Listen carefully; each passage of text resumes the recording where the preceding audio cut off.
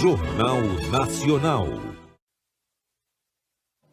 Boa noite. Boa noite. Um estudo retrata o aumento da ocupação de áreas de risco nas cidades brasileiras. Sepultado o corpo do último representante de uma etnia indígena que foi dizimada na Amazônia. A área em que ele vivia é reclamada por fazendeiros. O crescimento do ensino superior à distância leva ao fechamento de salas de aula presenciais. Começam os testes da vacina da dengue em voluntários. O Papa visita o Reino Árabe do Bahrein em nome do diálogo com o Islã. A distribuição de dividendos da Petrobras é contestada no Tribunal de Contas da União. A equipe de transição escolhida pelo presidente eleito Lula estuda alternativas para financiar os programas sociais prioritários no ano que vem.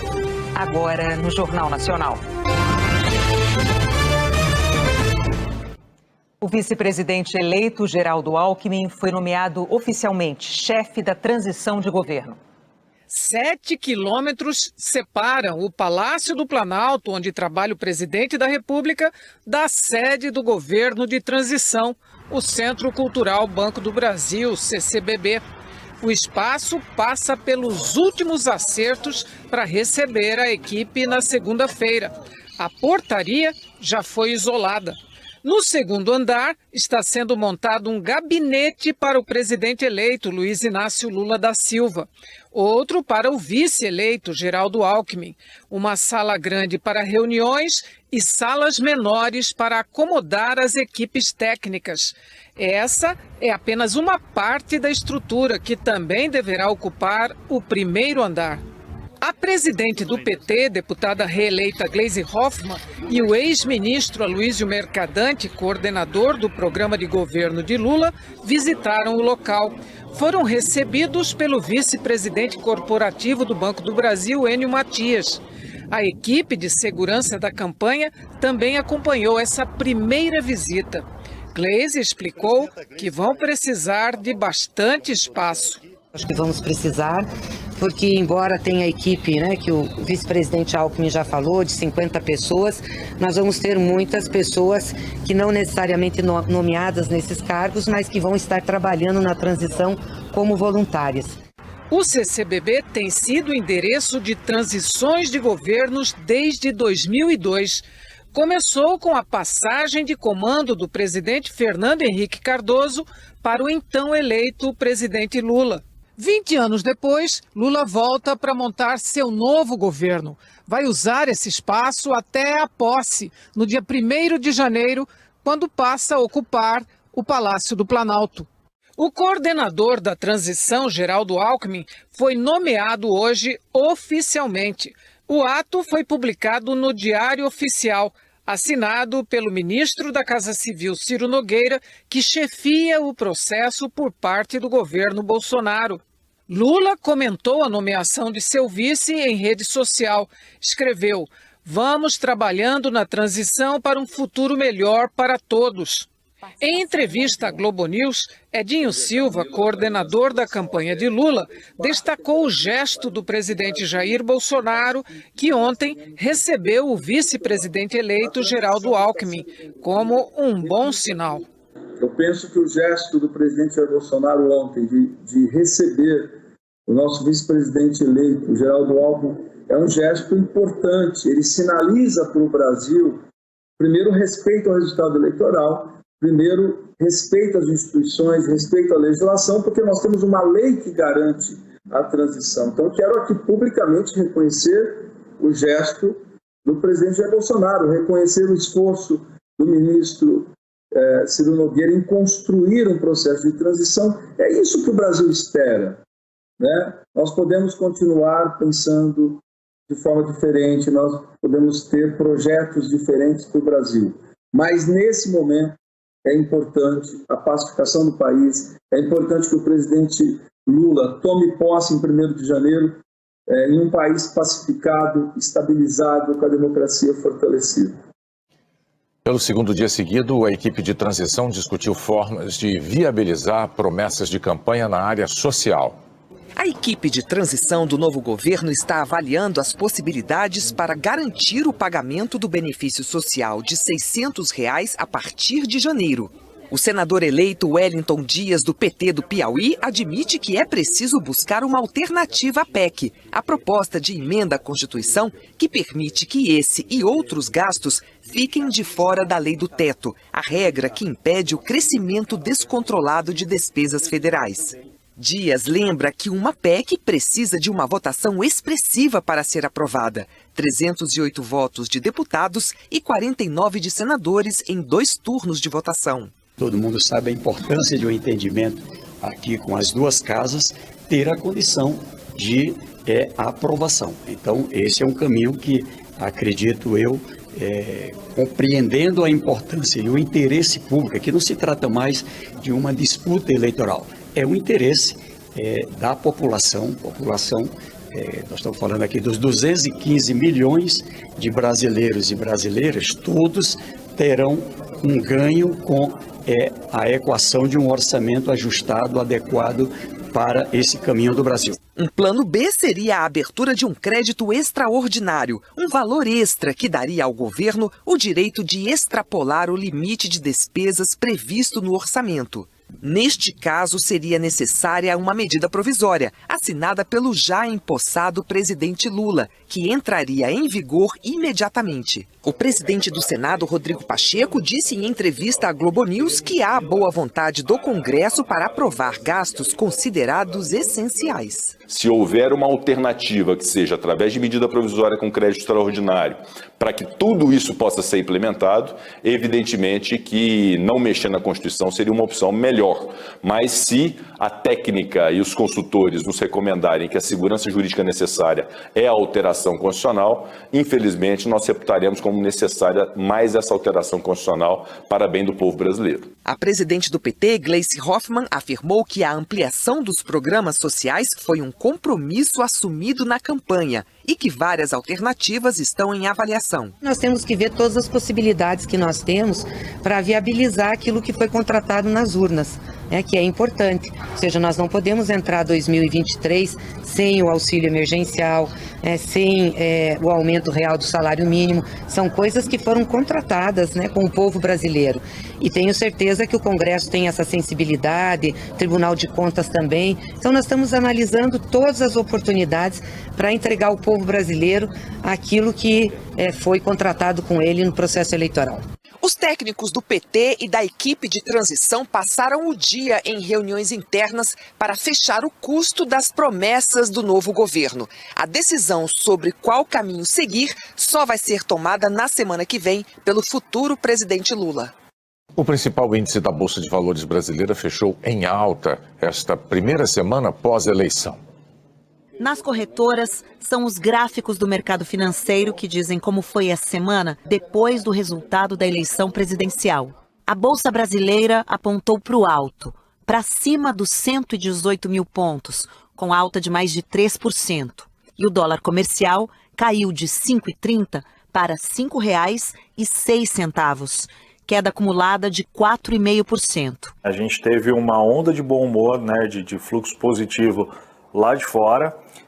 No único dia que os mercados internacionais foram mal, a nossa bolsa estava fechada por conta do feriado, então a gente não sofreu o que sofreu lá fora e a gente pegou sim uma diminuição da aversão a risco pelo fim das eleições. A gente já vinha conversando com alguns investidores estrangeiros, fundos, tesourarias de bancos, porque de fato o Brasil, neste cenário, nesse contexto internacional, parece ser a melhor opção de investimento e precisava dessa definição para que esse recurso começasse a migrar de forma mais intensa. Então é o que está acontecendo.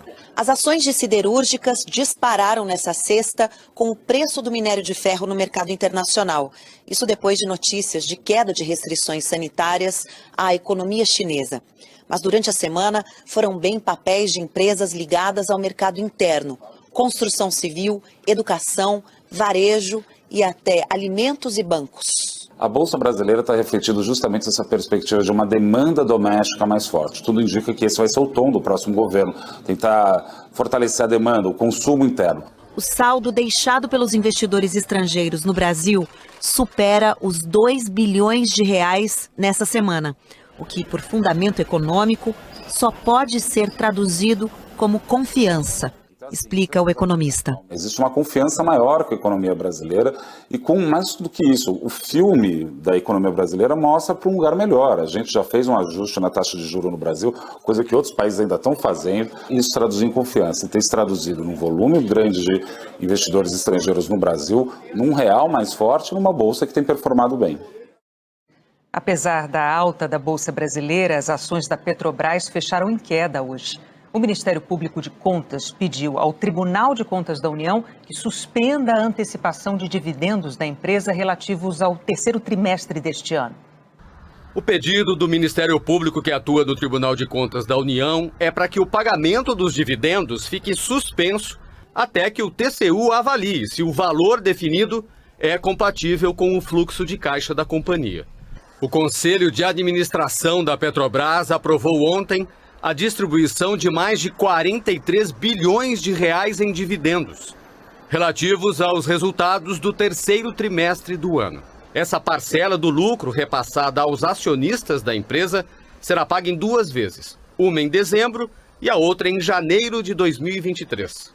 O governo federal, que é o maior acionista, vai ficar com 16 bilhões de reais. O subprocurador-geral do MP, junto ao TCU, Lucas Furtado, que assina a representação pedindo a suspensão do pagamento, diz que a soma dos dividendos pagos pela empresa nesse ano seria equivalente a 4 vezes o volume de investimentos da estatal. Ele afirmou que a preocupação é que as eventuais distribuições de dividendos possam comprometer a sustentabilidade financeira da companhia. Hoje, numa coletiva, o diretor financeiro da Petrobras, Rodrigo Araújo Alves, disse que a empresa ainda não recebeu notificação do TCU e afirmou que não há riscos para o caixa da companhia. O anúncio que a gente fez ontem, né, de pagamento de dividendos, ele não compromete de forma alguma, de forma alguma a sustentabilidade de curto, médio e longo prazo da companhia. A companhia fez e tem feito o que ela faz todos os trimestres, numa política que já previa pagamento trimestral de dividendos e assim vem sendo executada. Até 2021, a Petrobras pagava dividendos uma vez por ano. Mas em novembro do ano passado, o Conselho de Administração mudou a regra, quando a empresa era comandada pelo general Joaquim Silva e Luna, e passou a permitir a antecipação desses pagamentos, podendo ser feitos a cada 3 meses. Contando com esse pagamento anunciado, a soma dos dividendos em 2022 chega a 180 bilhões até agora, 77% a mais do que o total pago em todo o ano de 2021. As ações da companhia, uma das mais negociadas na Bolsa Brasileira, abriram em alta, mas ao longo do dia sofreram quedas e fecharam em baixa, de 5,51%. No fim da tarde, o Tribunal de Contas da União abriu um processo para analisar a representação do subprocurador do Ministério Público. O relator é o ministro Augusto Nardes. Não há prazo definido para o tribunal se manifestar. A Polícia Rodoviária Federal informou que não há mais nenhuma rodovia bloqueada por apoiadores do presidente Jair Bolsonaro. Rodovias federais. Restam apenas 5 interdições parciais no Pará e em Mato Grosso.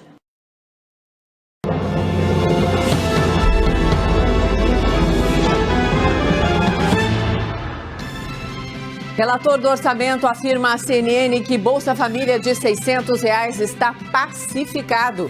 E presidente do PT avalia que Congresso tem sensibilidade para manter o valor.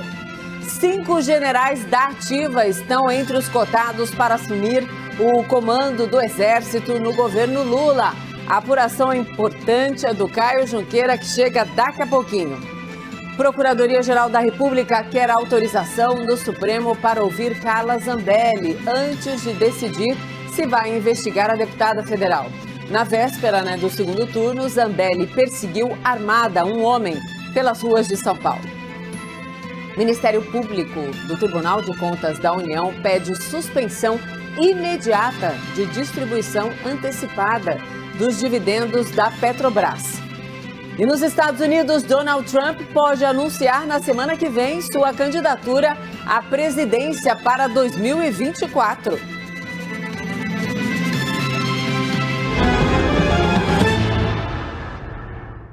Olá, boa noite, seja muito bem-vinda, seja muito bem-vindo também. Gente, o QG da equipe de transição do novo governo foi visto e aprovado hoje. O Centro Cultural Banco do Brasil, em Brasília, vai abrigar, a equipe que deve ser anunciada, então, na segunda-feira. Qual que é o valor que precisa vir para além do teto de gastos para conseguir garantir o cumprimento dessas promessas de governo, entre elas esse Auxílio Brasil? Já foi ventilado algo em torno de 200 bilhões de reais, mas esse valor específico ainda não foi definido. A gente vai ter que acompanhar esses próximos dias para tentar descobrir aí qual vai ser de fato esse valor, mas está muito perto esse texto. Já deve vir a partir da próxima semana. Tem uma urgência para conseguir aprovar, se a solução vier via PEC. Existe uma urgência, precisa ser aprovada até mais ou menos o dia 15 de dezembro para conseguir ser viável aí já para partir do próximo ano. Mona, vamos escutar um trecho do que disse a presidente do Partido dos Trabalhadores, Gleisi Hoffmann, nessa agenda hoje mais cedo, sobre esse Auxílio Brasil de R$600 e também sobre o reajuste do salário mínimo, um reajuste real do salário mínimo. Olha só. Nós temos que ver todas as possibilidades que nós temos para viabilizar aquilo que foi contratado nas urnas, que é importante. Ou seja, nós não podemos entrar 2023 sem o auxílio emergencial, sem o aumento real do salário mínimo. São coisas que foram contratadas com o povo brasileiro. E tenho certeza que o Congresso tem essa sensibilidade, Tribunal de Contas também. Então nós estamos analisando todas as oportunidades para entregar ao povo brasileiro aquilo que foi contratado com ele no processo eleitoral. E ainda sobre o Bolsa Família de R$600, o relator do orçamento 2023, Marcelo Castro, afirmou à CNN que o valor está, abre aspas, pacificado, fecha aspas. Vamos ver um pedacinho também. A minha postura é uma postura conservadora para a gente fazer aquilo o mínimo possível para poder adaptar e cumprir as demandas do novo governo. Como, por exemplo, o Bolsa Família de R$600. Eu acho que isso é uma coisa pacificada. Não há como essas famílias que estão no Brasil, que são 21.600.000 famílias, que estão recebendo R$600 do Bolsa Família, porque isso só vai até o dia 31 de dezembro, quando chegasse em janeiro, que fosse receber o cartão lá do Bolsa Família, receber só R$400. Não tem como. Então, isso é uma coisa pacificada que nós vamos ter que atender agora neste orçamento. Agora a gente vai falar sobre os atos antidemocráticos contra o resultado da eleição presidencial no nosso país. Porque a Polícia Rodoviária Federal informou que os bloqueios ilegais em rodovias foram todos desfeitos. Adriana de Luca atualiza a situação para a gente mais uma vez. Adriana, boa noite. Não tem interdição, mas a gente tem que falar, tem manifestante sim ainda mobilizado em pelo menos 4 estados. É isso, né, Dri? Exatamente. Mona, boa noite a você, a todos que nos acompanham. De acordo com a Polícia Rodoviária Federal Nacional, essas manifestações ainda acontecem em 4 estados: Amazonas, Pará, Rondônia e Mato Grosso. Nestes 4 estados ainda há manifestantes bloqueando parcialmente alguma rodovia desses estados. Segundo a PRF, não há mais nenhum bloqueio total. E essas interdições parciais acontecem em rodovias estaduais. Portanto, em rodovias federais não há mais nenhum bloqueio. Aqui no estado de São Paulo, desde ontem, a Polícia Rodoviária Federal informou que não há mais nenhuma interdição, nem parcial, nem total. As rodovias estão 100% liberadas. Aqui no governo do estado, assim como em outros locais, nós vimos a presença da Polícia Militar para ajudar nessa liberação. Inclusive, aqui nós noticiamos, mostramos que houve até confronto com os manifestantes que resistiram bastante para sair das rodovias, mas ontem a Polícia Militar, com a ajuda da PRF, conseguiu retirar esses manifestantes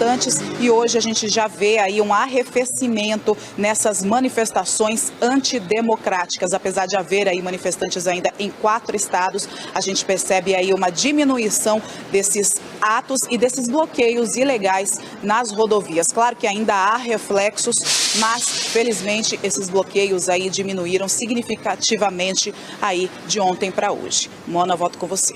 Obrigada, Adriana. Gente, o GAECO, que é o Grupo de Atuação Especial de Combate ao Crime Organizado, entregou um relatório preliminar sobre o que seria uma apologia ao nazismo em Santa Catarina.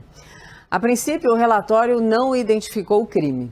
O gesto foi realizado por manifestantes em São Miguel do Oeste, interior do estado, durante manifestações, então, antidemocráticas. A Gabriele Ravasco tem os detalhes. Vamos ver.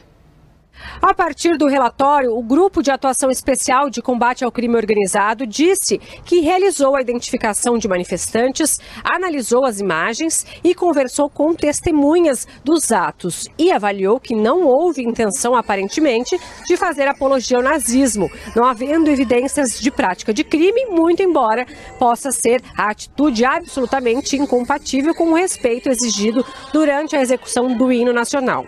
A apuração preliminar foi feita de forma célere e prioritária pelo GAECO, diante da extrema gravidade do fato noticiado. Segundo o apurado, o gesto realizado pelos manifestantes foi executado após o locutor do evento, o empresário do local, pedir para que estendessem a mão sobre o ombro da pessoa à sua frente. Ou, se não houvesse uma pessoa à frente, para que estendessem o braço a fim de emanar energias positivas. O relato foi confirmado por policial que acompanhava a manifestação e também por alguns repórteres que estavam no evento. Em diligências, não restou evidenciada nenhuma ligação do locutor com o nazismo. O caso está agora sob responsabilidade da Promotoria de Justiça de Florianópolis, que vai prosseguir com as investigações com o apoio do Núcleo de Enfrentamento aos Crimes de Racismo e de Intolerância, para as providências cabíveis. Em nota, o Ministério Público de Santa Catarina disse que o combate aos crimes de ódio, racismo e intolerância é uma das principais bandeiras do órgão no estado. De Florianópolis, Gabriele Ravasco. E hoje foi mais um dia em que o presidente Bolsonaro ficou recluso, sem aparição pública. Não teve nem a live do Alvorada que ele fazia todas as quintas-feiras. O repórter Pedro Teixeira faz um resumo, então, das atividades do presidente ao longo dessa semana. Vamos ver. O presidente Jair Bolsonaro permaneceu boa parte desta semana recluso aqui na residência oficial da Presidência da República, o Palácio da Alvorada, depois da confirmação do Tribunal Superior Eleitoral da vitória de Luiz Inácio Lula da Silva do PT no segundo turno das eleições deste ano. Na segunda-feira, Bolsonaro fez sua primeira saída do Palácio da Alvorada e passou pouco mais de 4 horas no Palácio do Planalto. No primeiro dia depois das eleições, o presidente não se manifestou publicamente sobre o resultado do segundo turno. Na terça-feira, depois de mais de 40 horas, veio o primeiro pronunciamento. Sem reconhecer o resultado, Bolsonaro falou por apenas 2 minutos.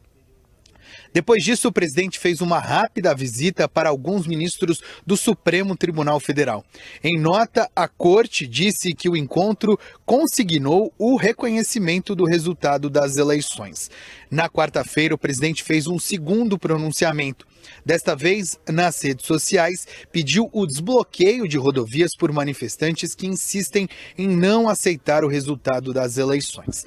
Na quinta-feira, Bolsonaro deixou a sua residência oficial por apenas 30 minutos para se encontrar no Palácio do Planalto com o vice-presidente eleito Geraldo Alckmin. O encontro, segundo auxiliares do presidente, serviu para que ele pudesse colocar a estrutura do governo federal à disposição do processo de transição. Ainda na quinta, o presidente não fez a live semanal que marcou o seu mandato. Nesta sexta-feira, Jair Bolsonaro não teve compromissos oficiais publicados na sua agenda.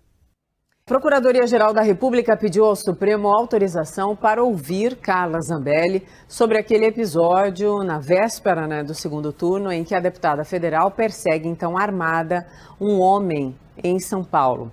A Caroline Rosito tem os detalhes para a gente. Oi, Carol, boa noite, bem-vinda.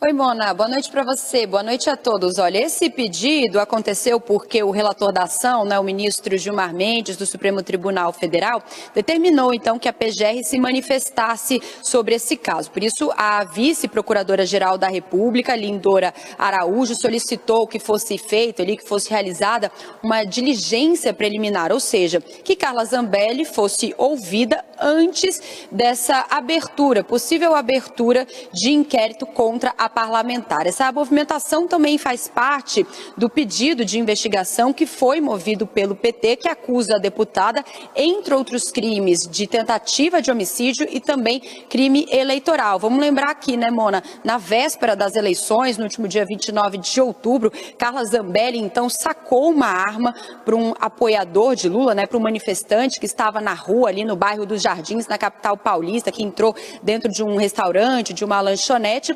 Depois da grande repercussão, por causa de vídeos que foram espalhados nas redes sociais, a deputada se manifestou, disse que sacou a arma porque estava sendo impedida ali, foi uma tentativa de intimidá-la e que ela teria sido derrubada, e que fez isso na tentativa de deter o rapaz até a chegada dos policiais. A CNN tentou entrar em contato com Carla Zambelli, que está nos Estados Unidos nesse momento, mas ainda não teve um retorno. Vi, eu volto com você. Sim, Carol, esse fato a gente cobriu bastante. Os vídeos da sequência dos fatos estão lá no nosso site. A parlamentar, né, numa das imagens, não foi derrubada, ela tropeçou e caiu sozinha, mas a sequência toda, para quem não viu, está lá disponível. Muito obrigada, Carol.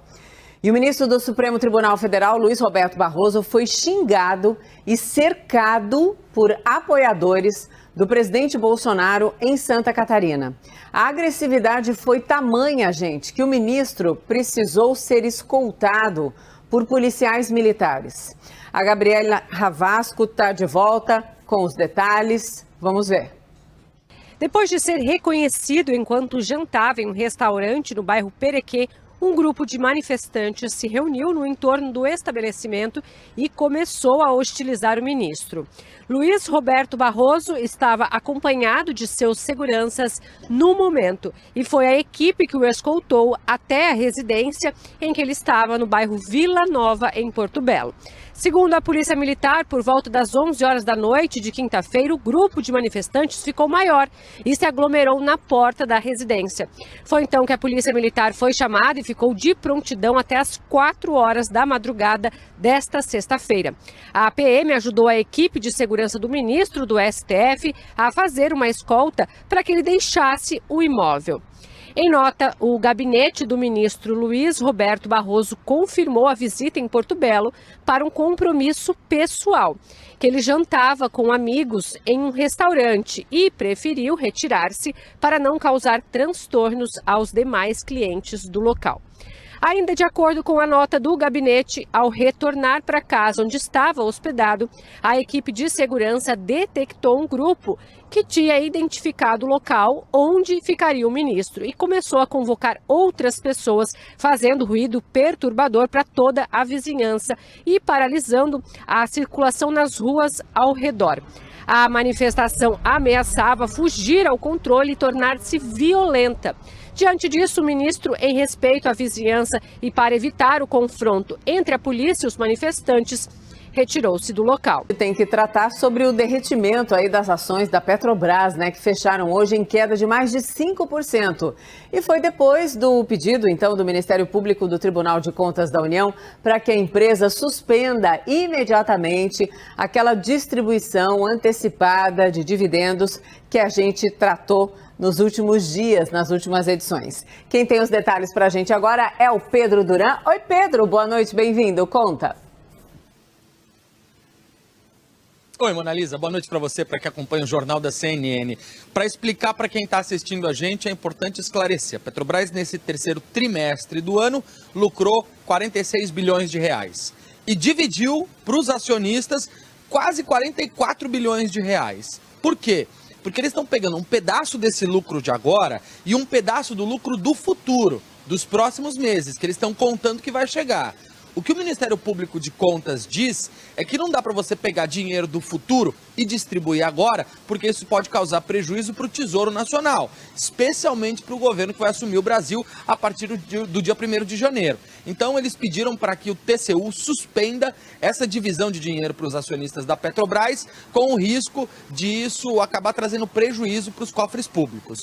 A Petrobras diz que esse jeito de dividir o dinheiro que sobrou ali, o lucro e tudo mais, já vem sendo adotado há um ano. Nos últimos trimestres, foi feito dessa forma, trimestre a trimestre, o dividendo é dividido pelos acionistas. Aquele pedaço do lucro que é repartido vai para o bolso dos acionistas, que tem vantagem de ter investido na Petrobras, de ter ações, papéis da estatal. E diz ainda que não foi notificada sobre isso, que vai esperar para saber de fato qual é o contexto dessa proposta do Ministério Público de Contas e também do TCU. No meio de tudo isso, claro, as ações da Petrobras despencaram mais de 5%, como você estava dizendo, porque o acionista, aquele que tem o papel da companhia, deixou de ganhar ou de ter essa esperança de ganhar tão claramente aquele dinheiro, as duas parcelas que receberia agora em dezembro e também em janeiro, de R$ 3,35 por ação. Está suspenso? Não. Tem decisão do TCU? Ainda não. Por enquanto, é só um pedido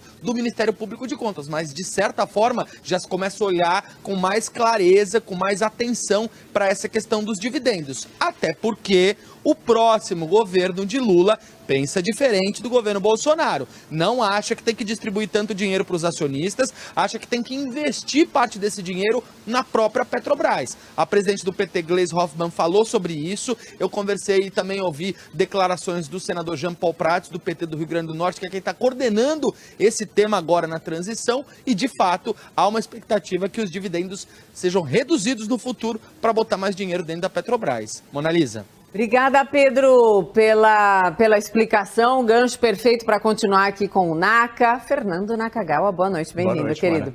É isso, o Pedro, então, colocou ali os pingos, né? Então, o atual governo tem uma política de distribuição de dividendos, o PT quer outra, e a gente quer saber de você. Os analistas também estão divididos, ou o que eles pensam sobre essa história toda? Hoje, Mona, foi muito interessante observar, porque foi muito claro o movimento de caminhada de pinguim dos analistas que acompanham a Petrobras.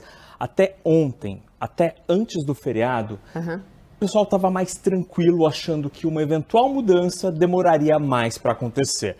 Mas desde o feriado, principalmente depois da demonstração do tweet de Gleisi Hoffmann, tudo mudou. Eu conversei com alguns analistas que acompanham a Petrobras hoje, e o que aconteceu é que algumas instituições financeiras que estavam recomendando aos clientes compre esta ação, porque ela vai subir no futuro, mudaram. E agora alguns bancos estão com posição neutra. Se você tiver, ok. Se você não tiver, não precisa comprar. Alguns bancos avaliam desta maneira. Outros bancos que seguem com a recomendação de compra reduziram o preço-alvo, o chamado target da ação, né? Ou seja, quanto que a ação tem de espaço para subir. Acham que a ação pode até subir nos próximos meses, mas menos do que o esperado há, por exemplo, um mês. Por quê? Eles dão como certo que a política de dividendos da Petrobras, ou seja, quanto do lucro é compartilhado entre os acionistas, vai mudar e a Petrobras não vai mais pagar, como pagou neste ano, 40% de dividendos sobre o valor da ação, um valor muito maior do que o praticado por outras petroleiras. Nessa semana, a migração do investidor também foi clara. Para além dos números que o Pedro nos trouxe, nesta semana as ações da Petrobras, no acumulado da semana, desde o segundo turno, caíram exatamente 13%.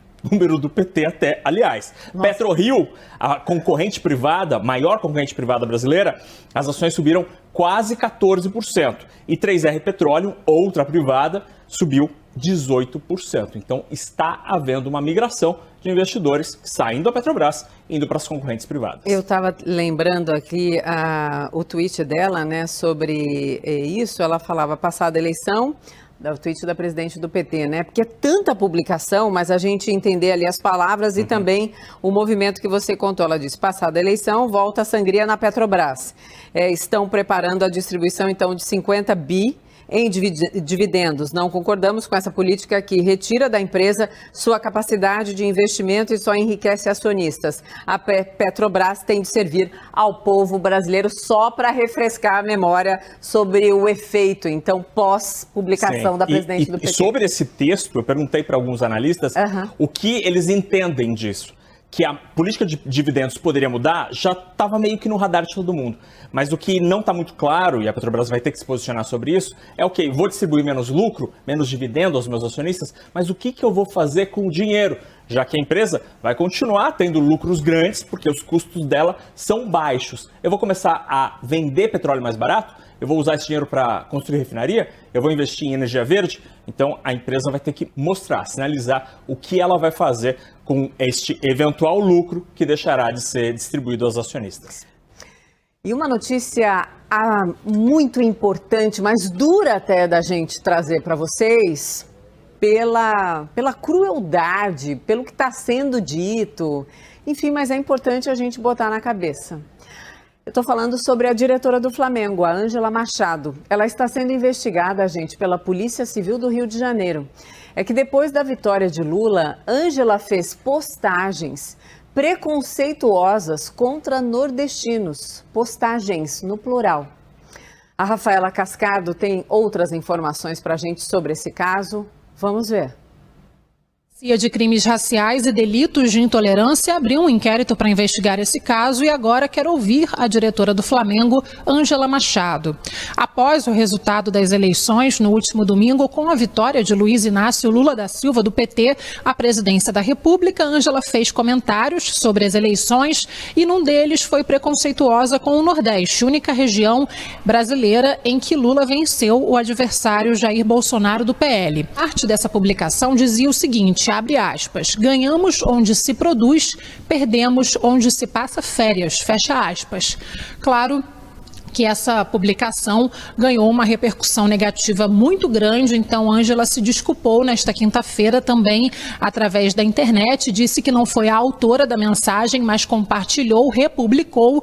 Ela disse também que é nordestina, é do Sergipe, que viaja à região pelo menos 3 vezes por ano para visitar parentes que moram por lá. A CNN procurou o Flamengo, que ainda não se posicionou, mas o presidente do clube e marido de Ângela, Rodolfo Landim, disse através de uma entrevista na internet ao blog do Benja que ele acredita que o problema não é dele, é da mulher. Disse que acha que ela tem o direito de se posicionar e falar o que pensa e disse que ela falou isso justamente por se preocupar com o Nordeste, por ser nordestina. Bom, essa mensagem de Ângela gerou algumas manifestações, notas de repúdio de clubes, principalmente do Nordeste, como o Sampaio Corrêa do Maranhão e o CSA e o CRB, ambos de Alagoas. Do Rio de Janeiro, Rafaela Cascardo.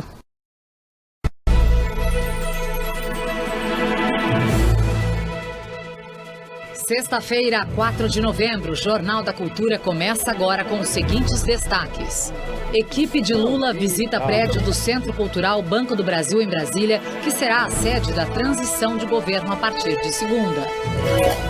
Diante da resistência da criação de uma PEC da transição, o governo eleito avalia a abertura de crédito extraordinário do orçamento de 2023 por meio de uma medida provisória para viabilizar o pagamento do Auxílio Brasil de R$ 600. Ministro Alexandre de Moraes, do Supremo Tribunal Federal, dá 48 horas para a Polícia Rodoviária Federal informar o total de policiais nas estradas desde o último sábado. Interdições parciais em rodovias acontecem ainda em 4 estados. Antes, durante e depois do período eleitoral, os desafios enfrentados pelas instituições da República que resistem às ameaças após o segundo turno. Quais os segredos de Jair Bolsonaro que poderão ser revelados a partir de janeiro com o fim do sigilo de 100 anos imposto em várias informações? Olá, boa noite. Hoje na bancada temos o historiador e youtuber Marco Antônio Villa e o advogado e ex-deputado federal Ayrton Soares. E você pode fazer comentários pelo Twitter na hashtag Jornal da Cultura. Bom, a dupla dinâmica está de volta, sejam muito bem-vindos, Ayrton e Villa. Boa noite para vocês. Boa noite. O Villa está mais escaldado agora, passou pela eleição, então agora... Estava fazendo falta e agora voltou aqui com a gente no jornal. Um prazer tê-lo de volta. Obrigado. A equipe do presidente eleito Luiz Inácio Lula da Silva estuda um plano B para garantir o pagamento do Auxílio Brasil no valor de R$ 600 por mês. E o Planalto oficializou hoje a nomeação de Geraldo Alckmin como coordenador do governo de transição. Manifestações nas rodovias entraram no 5º dia. São 11 interdições quando o fluxo é parcialmente interrompido em 4 estados: Amazonas, Mato Grosso, Pará e Rondônia. O ministro do STF e presidente do TSE, Alexandre de Moraes, deu deu 48 horas para a Polícia Rodoviária Federal informar o efetivo nas rodovias desde o dia 28 de outubro. Em Vilhena, Rondônia, a rodovia BR-364 amanheceu com meia pista liberada apenas para carros pequenos e emergências. Caminhões eram impedidos de passar. Em Campo Verde, no Mato Grosso, caminhões e carros tiveram que desviar de pneus e montes de terra para seguir adiante. Os manifestantes armaram barracas regadas a muita comida e água. Durante os 5 dias de paralisação, várias crianças participaram dos bloqueios. Em Santa Catarina, o Ministério Público investiga se elas foram usadas como escudos humanos. Os conselhos tutelares, que possuem a atribuição de atuar diante de situações que crianças e adolescentes estão em risco, devem imediatamente intervir, devem orientar esses pais, mães irresponsáveis, que inclusive poderão perder a guarda dos seus filhos. Podem responder pelos crimes de submeter crianças e adolescentes a vexame e a constrangimento, também por corrupção de menores, porque estão utilizando crianças e adolescentes na prática de crimes. O ministro do STF e presidente do TSE, Alexandre de Moraes, determinou que a Polícia Federal apresente com urgência todas as informações sobre os líderes dos bloqueios nas estradas. A decisão cobra em especial a identificação dos donos dos carros e caminhões usados para interditar as rodovias. Moraes também determinou hoje que a PRF informe o efetivo mobilizado entre os dias 28 de outubro até hoje, que engloba as ações da corporação durante o segundo turno das eleições e os bloqueios nas estradas. Levantamento do jornal Folha de São Paulo mostrou que no dia 30 de outubro, data da eleição, a Polícia Rodoviária Federal colocou nas estradas mais de 3.600 agentes.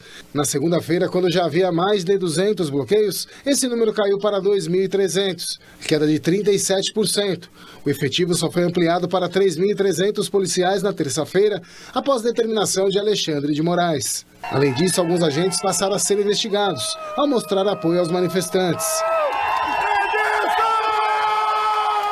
Ontem, 4 diretores da PRF se reuniram com os procuradores do Ministério Público Federal, que investigam quem financia os bloqueios e se a corporação foi omissa durante os protestos. A apuração tem 2 objetivos fundamentais, eu diria.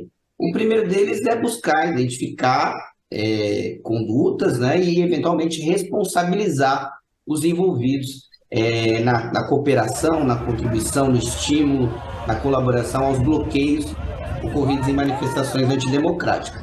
E o outro é prevenir eventuais novas situações, manifestações antidemocráticas com essa característica. O diretor-geral da PRF, Silvinei Vasques, virou alvo de um pedido de inquérito policial por prevaricação, que é definido no Código Penal como retardar ou deixar de praticar indevidamente ato de ofício ou praticá-lo contra a disposição expressa de lei, para satisfazer interesse ou sentimento pessoal.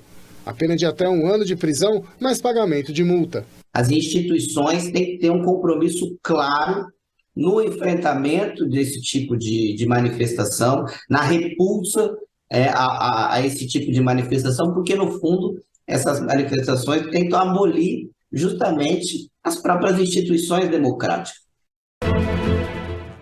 As eleições deste ano colocaram em xeque a estrutura e a robustez da República Federativa do Brasil. Apesar de ataques constantes, a Justiça Eleitoral deu conta de lidar com todas essas situações e saímos de cabeça erguida.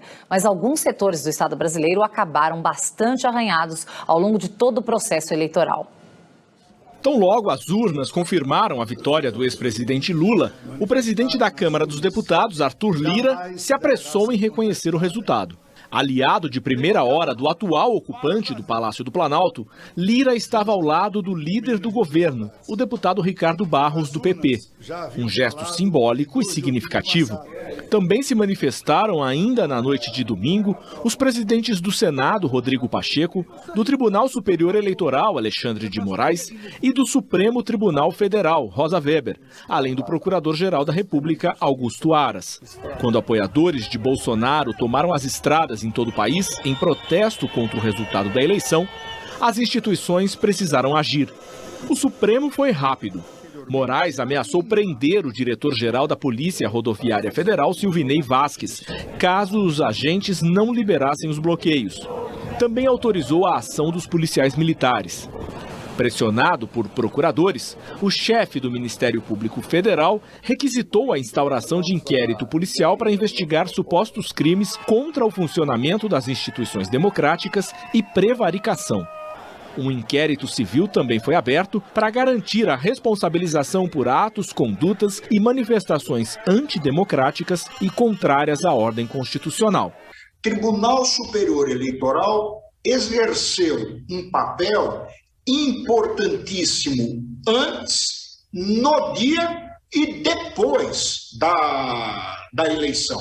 Acho que ele se comportou de uma maneira absolutamente exemplar.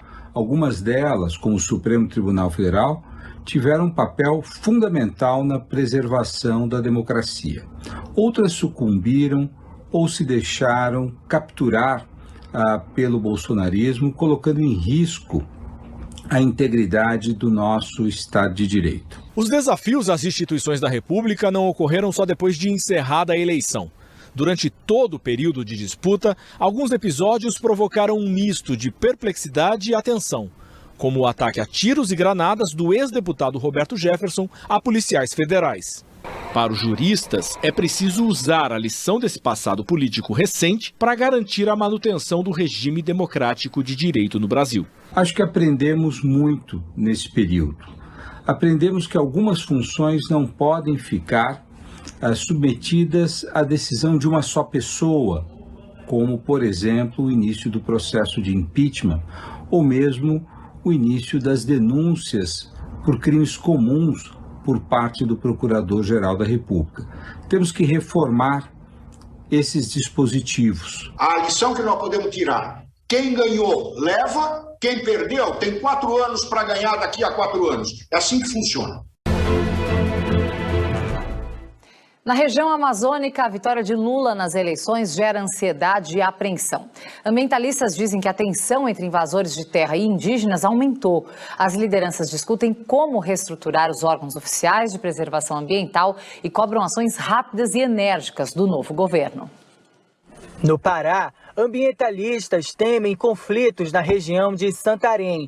Foi onde começaram os bloqueios na BR-163, rodovia que liga o estado a Mato Grosso.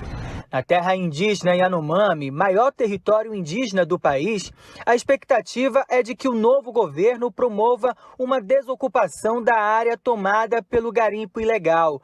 350 comunidades no território têm sido ameaçadas de morte também por grileiros associados ao...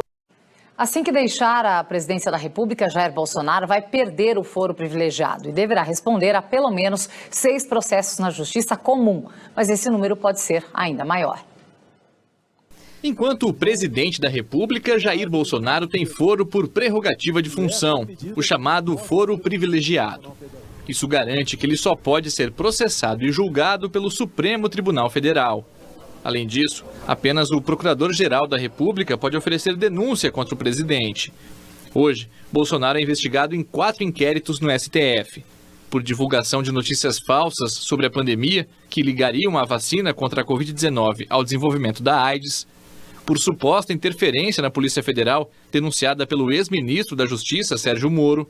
Por vazamento de dados sigilosos de uma investigação da Polícia Federal sobre um ataque hacker ao TSE. E por atacar as urnas eletrônicas e espalhar notícias falsas sobre o sistema de votação, no inquérito das fake news e milícias digitais. Bolsonaro ainda é réu em 2 ações penais por incitação ao estupro e injúria contra a deputada federal Maria do Rosário. Esses processos estão suspensos desde 2019. A Constituição impede que o presidente da República seja responsabilizado por atos estranhos às suas funções. Mas com o fim do mandato, eles voltam a tramitar na Justiça Comum. Os casos não vão automaticamente para a primeira instância. É preciso um ato do relator de cada inquérito. Para este professor, sem o foro privilegiado, Bolsonaro ainda ficará vulnerável a denúncias de procuradores e promotores, o que pode aumentar a lista de processos. O fator principal de chance de nova denúncia, né? Por exemplo, o Lula falou, vou levantar os sigilos. Né? O fator maior é que com esta mudança das posições, surjam elementos, apareçam provas, documentos sejam expostos que possam fortalecer uma demonstração de eventual crime. Ele perdendo esse foro por prerrogativa, o inquérito de um fato que ele fez em Brasília vai poder estar no Distrito Federal, o inquérito por uma morte em Manaus porque não forneceu oxigênio vai estar em Manaus porque é no local do cometimento do crime. E aí eu caio na mão de procuradores e membros do Ministério Público distintos, que aumenta essa chance de algum deles entender que há um eventual crime. O presidente eleito prometeu que vai retirar os sigilos de 100 anos decretados pelo atual chefe do executivo sobre uma série de questões. Desde o cartão de vacinação de Jair Bolsonaro até a investigação do esquema das rachadinhas que teria sido praticado pelo filho mais velho dele. Segundo a especialista consultada pelo Jornal da Cultura, a lei que cuida do assunto foi usada de forma errada por Bolsonaro.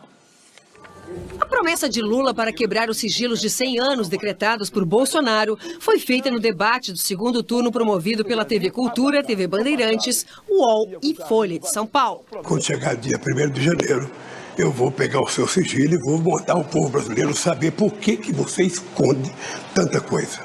O sigilo de 100 anos está previsto no artigo 31 da Lei de Acesso à Informação, sancionada pela presidente Dilma Rousseff em 2011. A mesma lei diz que essa restrição não pode ser usada com o intuito de prejudicar qualquer processo de apuração de irregularidades em que o titular das informações estiver envolvido. Entre os sigilos de um século, decretados nos últimos 3 anos e meio, estão dados da investigação do suposto esquema de rachadinha, envolvendo o hoje senador Flávio Bolsonaro, filho mais velho do presidente, na época em que era deputado estadual pelo Rio de Janeiro, além de informações sobre o cartão de vacinação de Bolsonaro, que em público alega não ter se imunizado contra a Covid-19.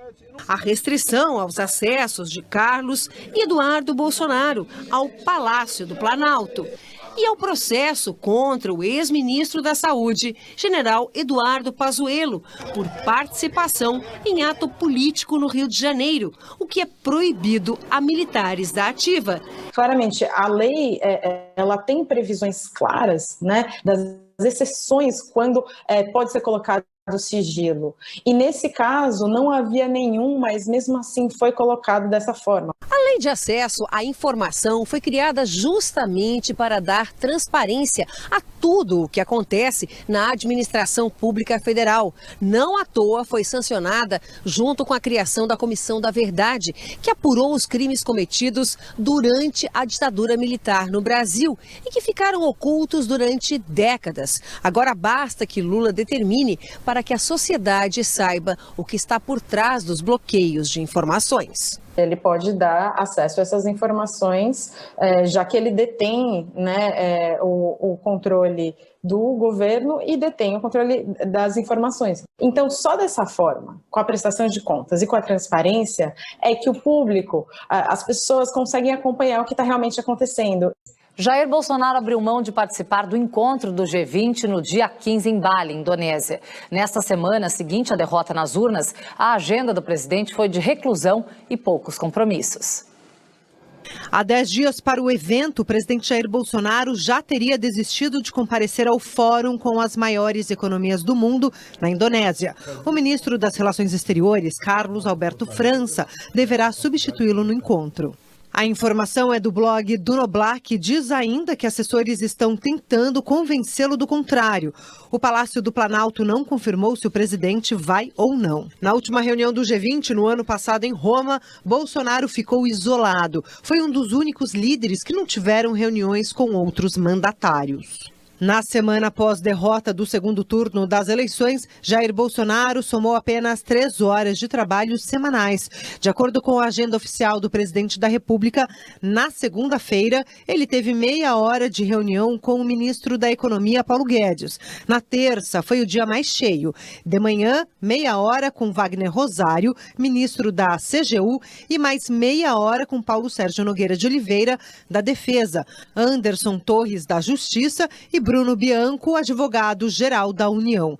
À tarde, Bolsonaro se reuniu por 1h30 com sua equipe de ministros e, em seguida, fez seu primeiro discurso após as eleições durante 2 minutos. O governo entra num período quase que de hibernação, né? Já não tem muito mais sentido a atuação dele mesmo nesse período.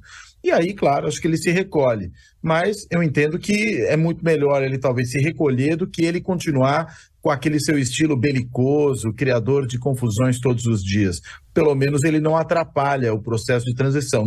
Um estudo acadêmico batizado de Deixe o Homem Trabalhar, coordenado pelo cientista político Dalson Figueiredo, da Universidade Federal de Pernambuco e de Oxford, revelou que desde que assumiu o governo em 2019, o presidente Jair Bolsonaro trabalhou menos do que um estagiário.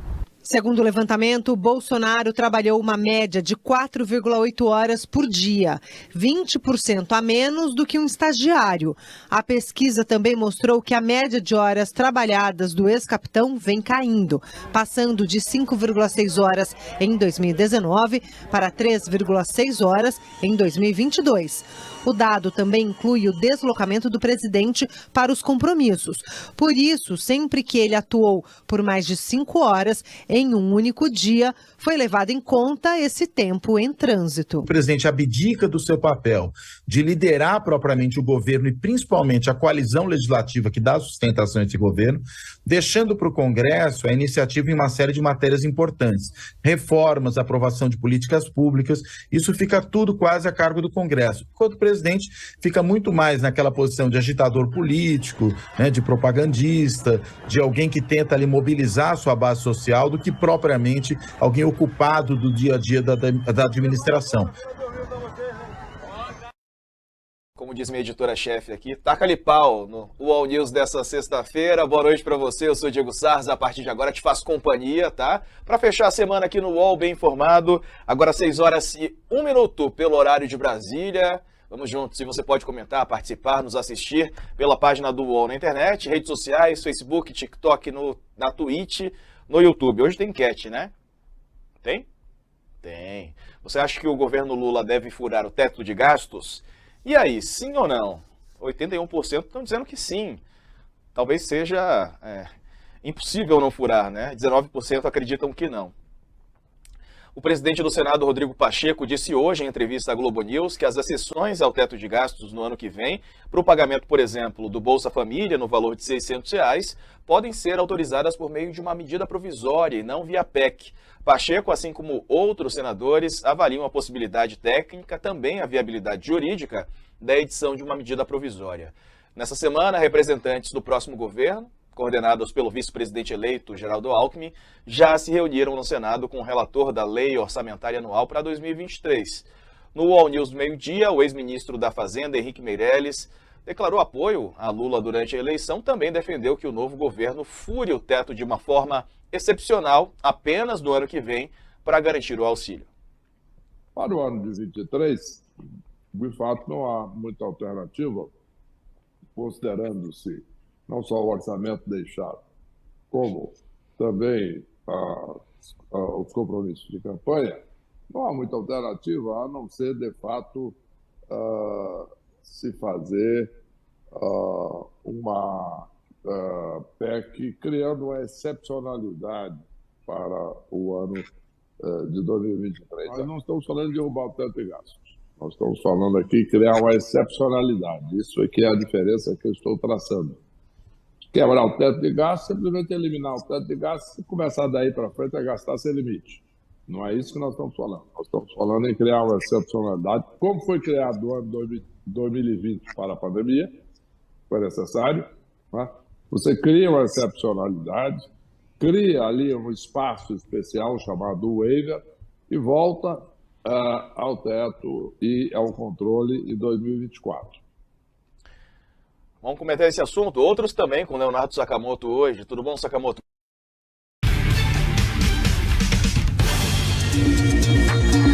Muito boa noite, 18 horas em São Paulo, seja muito bem-vindo, já estamos no ar, começa aqui mais uma edição de Os Pingos nos Is, hoje sexta-feira, dia 4 de novembro de 2022, estaremos juntos aqui até às 8 da noite, Hoje com o José Maria Trindade, com o Paulo Figueiredo, com a Ana Paula Henkel e nosso comentarista convidado, Coronel Telhada.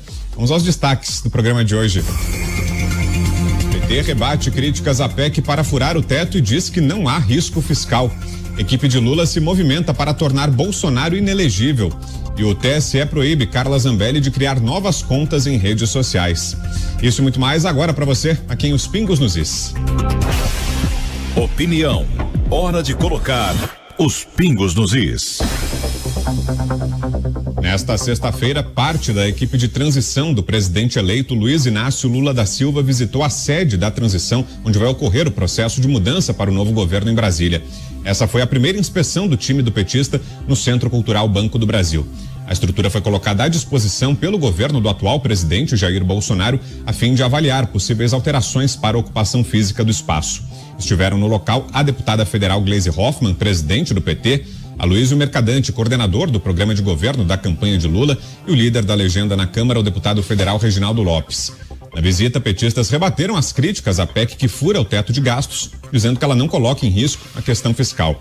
A equipe de Lula pretende cobrar de partidos do chamado Centrão apoio à PEC fura-teto por terem apoiado a aprovação da PEC dos precatórios em 2021. Mas destaque a gente abre. Programa de hoje, vamos com um tema a respeito do qual a gente já falou nessa semana aqui no programa e que se confirmou. A campanha de Lula prepara ao menos 2 ações contra o presidente Jair Bolsonaro que podem impedi-lo de se candidatar a cargos políticos novamente, ou seja, torná-lo inelegível. As ações são por abuso de poder político e econômico. O primeiro processo visa analisar as declarações de Bolsonaro que questionavam o sistema eleitoral brasileiro e a eficácia das urnas eletrônicas. Nessa ação, o PT quer incluir a responsabilização pelas manifestações que bloquearam rodovias brasileiras na primeira semana após o segundo turno. A segunda ação tem como foco os atos de Bolsonaro em questões econômicas, como os benefícios liberados pelo governo durante a campanha eleitoral. Um deles é a concessão de crédito consignado para beneficiários do Auxílio Brasil. As ações se somarão a mais outras 4 que a equipe de Lula já abriu para a inelegibilidade do atual presidente. São elas: a que acusa disseminação de desinformação em redes de apoiadores de Bolsonaro sobre o uso da máquina pública para atos de 7 de setembro, nos atos de 7 de setembro para fazer campanha eleitoral, que aponta abuso de poder no discurso da ONU, que questiona disparos em massa de SMS com um banco de dados públicos do Paraná. Então, né, Zé, como... E ocorreu há pouco uma transmissão online organizada por um grupo de especialistas e jornalistas argentinos sobre o resultado das eleições no Brasil. A equipe fez uma apresentação sobre uma auditoria privada a respeito de, segundo eles, anomalias percebidas nas urnas eletrônicas no primeiro e segundo turnos das eleições brasileiras. Uma nota enviada à imprensa afirmava que o relatório devia ser divulgado da Argentina, pois, por ordem do TSE, nenhum meio de comunicação ou grupo privado de pessoas pode divulgar informações que ponham em dúvida o resultado eleitoral desse ano. Também por esse motivo e pelas restrições de plataformas online, nós não vamos divulgar trechos dessa live. A notícia é a seguinte: circulam nas redes sociais imagens de convocação para greves gerais. Os anúncios vieram à tona após a dissolução dos bloqueios nas rodovias. Nas mensagens é dito que serão fechadas empresas, indústrias, escolas e faculdades na segunda-feira. O argumento usado nas convocações de greve é agir para evitar a implantação do comunismo. Alguns textos ainda falam em invasão de forças da Venezuela no Brasil. Paulo Figueiredo.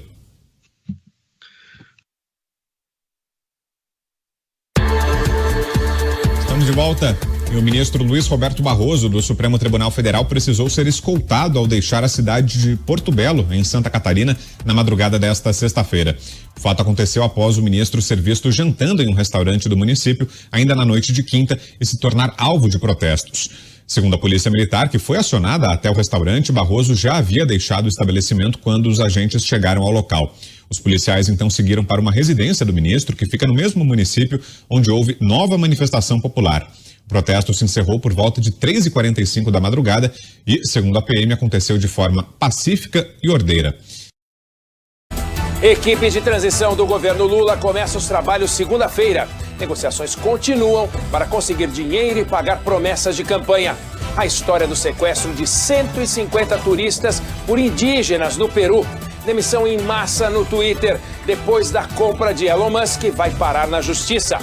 Metade das pessoas que podem tomar a 4ª dose contra a Covid ainda não se vacinou.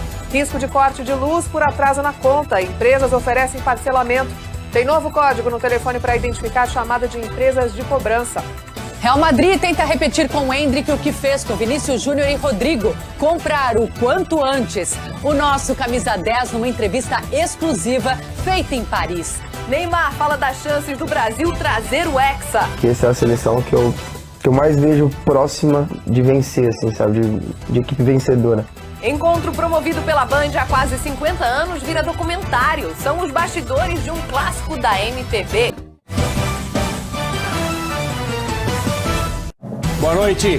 Fim da linha para uma quadrilha de traficantes internacionais que trazia para o Brasil toneladas de drogas vindas do Paraguai. Rodrigo Hidalgo.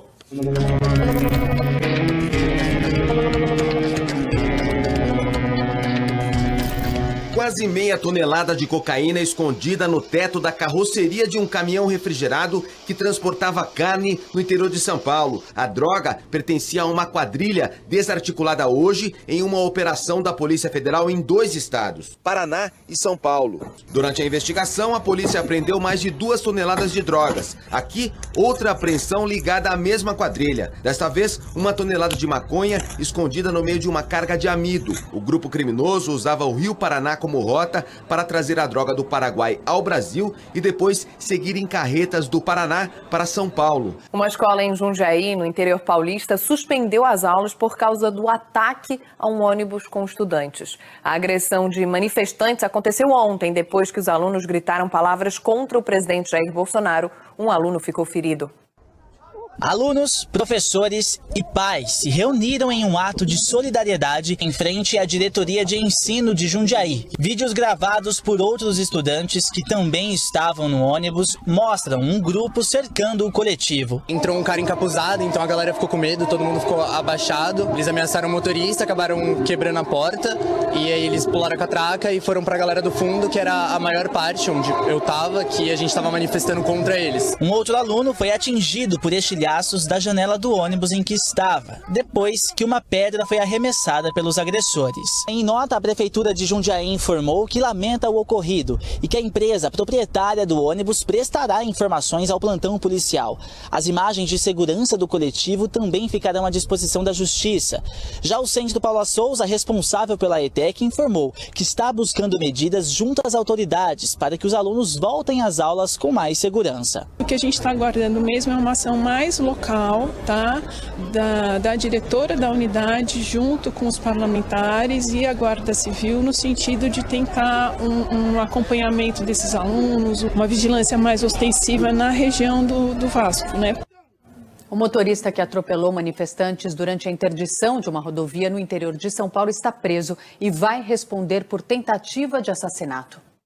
Israel Lisboa Júnior, de 29 anos, era o motorista do carro que atropelou 17 manifestantes durante os bloqueios ilegais em Mirassol, no interior paulista. O jovem passou por audiência de custódia e teve a prisão em flagrante convertida em preventiva. Ele está preso no Centro de Detenção Provisória, o CDP de São José do Rio Preto. O motorista deve responder por tentativa de homicídio. 4 pessoas tiveram ferimentos graves e 2 estão internadas no Hospital de Base de São José do Rio Preto. No momento do acidente, a pista estava totalmente interditada por mais de 50 manifestantes, alguns inclusive estavam deitados na rodovia. Nas imagens é possível ver que algumas das vítimas foram arrastadas pelo veículo por alguns metros. Segundo a Polícia Militar Rodoviária, as equipes negociavam a desinterdição da pista quando houve o atropelamento. O motorista alegou à Polícia Civil que acelerou o carro contra os manifestantes porque antes teria sido agredido. O caso continua sendo investigado pela Polícia Civil. Bom, e não há mais bloqueios totais em rodovias pelo país. Vamos ver a situação aqui no nosso mapa, no nosso telão. Agora são 9 bloqueios parciais em 4 estados: Amazonas, Rondônia, Mato Grosso e Pará, em pontos diferentes da BR-163. Quase 500 barreiras foram liberadas até agora. Veja hoje no SBT Brasil. Imagens mostram um grupo de manifestantes bolsonaristas invadindo um ônibus escolar no interior de São Paulo. No Distrito Federal, o jovem é estuprado e mantida refém por falso motorista de aplicativo. Polícia prende um dos traficantes responsáveis pelo abastecimento de drogas na Cracolândia. Morte de Marília Mendonça completa 1 ano, mas a investigação do acidente não avança. E os últimos preparativos para o Teleton. Já, já. Boa noite, seja bem-vindo ao Rede TV News. O acidente aéreo que matou a cantora Marília Mendonça e mais 4 pessoas no interior de Minas Gerais completa 1 ano neste sábado. As investigações apontam que o piloto fez uma manobra fora do padrão momentos antes do pouso. O inquérito ainda não foi concluído. Veja agora outros destaques desta edição. A transição de governo. O desafio da equipe de Lula é conseguir a aprovação da PEC que viabiliza recursos para garantir as promessas de campanha. Começam as demissões em massa no Twitter. Metade dos funcionários em todo o mundo deve perder o emprego. Há uma semana, o bilionário Elon Musk concluiu a compra da rede social. Centenas de voos foram cancelados na Espanha por causa de destroços de um foguete chinês. No Paquistão, protestos reúnem milhares de pessoas depois do atentado contra um ex-primeiro-ministro do país. Uma mulher morreu nessa madrugada no desabamento da casa em que ela morava sozinha na zona norte do Rio de Janeiro. A vítima tinha 60 anos. Segundo a Defesa Civil, o imóvel estava mal conservado.